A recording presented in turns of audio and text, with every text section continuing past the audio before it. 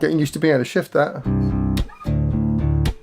So I'm going from C and G to D and A.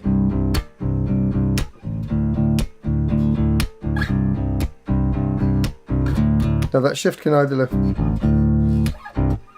Hello, good afternoon, and welcome to this month's Musical U Bass Resource Pack. This month we're talking about chords. We're going to look at 2 or 3 aspects. We're going to start off with a chord shape that will work for any major or minor chord. We're then going to look at specific chord shapes for major and minor and how to form those, and then we're going to finish up by harmonizing the major scale. So let's jump straight in.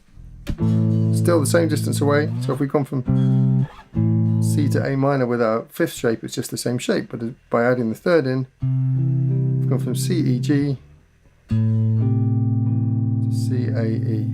Major shape with the 3rd just 1 fret below and 1 string up from the root, and the minor shape with it 2 frets below, 1 and 1 string up. So we can play.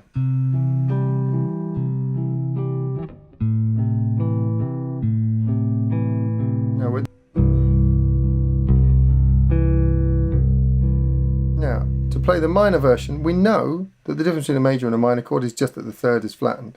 So we move the whole shape down to A, and then we flatten the 3rd, which is the highest note. We then get A, E, C.